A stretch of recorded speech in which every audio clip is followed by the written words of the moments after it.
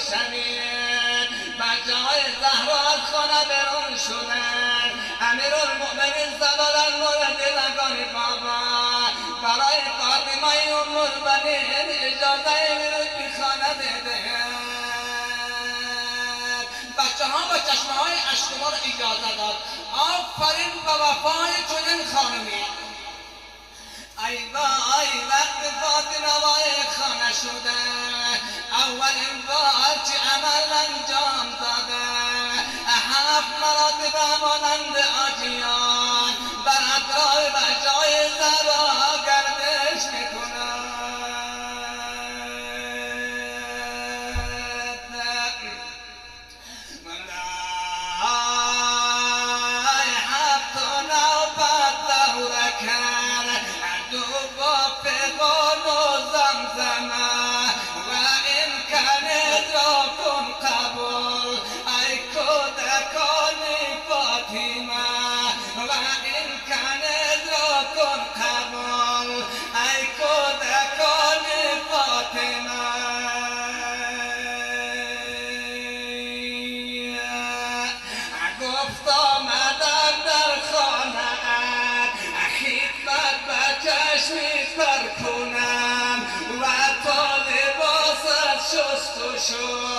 در عوضی مادر کنم و تا لباست شستشو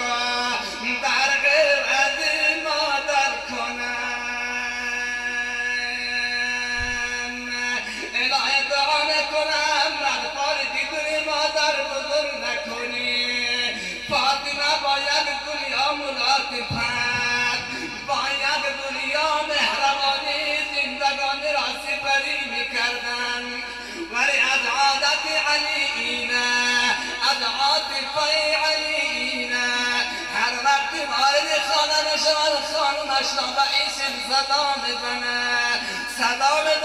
فاطمه جان فاطمه جان یک مقطع در قاد علی وارد خانهشون صدا زد فاطمه جان دیدن فاطمه سر به دیوار تکیه داده صدایشان به گریه بلند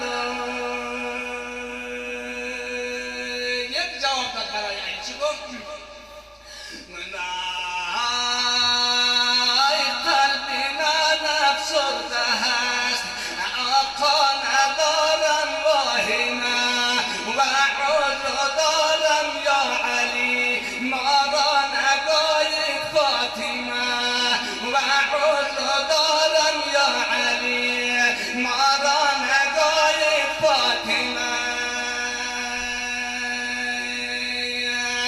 علی صدا در فاطمه مگر از اسم فاطمه برد میآید فاطمه ام المؤمنین سرور علی جان افتخار معین همه اسم دختر پیغمبرم ولی در این چند روز مطالعه کردم هر وقت شما وارد خانه میشوید مرا به اسم فاطمه صدا میزنید میبینم بچه های زهرا بیاد مادر میافتد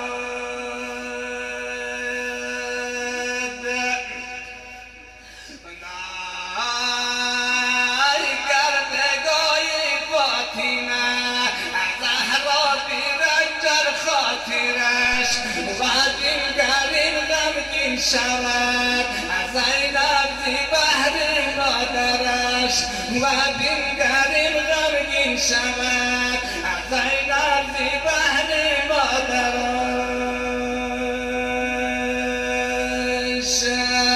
و بچه های فاطمه بر یادی مادر میرود و دلگرین غمگین شود از زینب ز بهر مادرش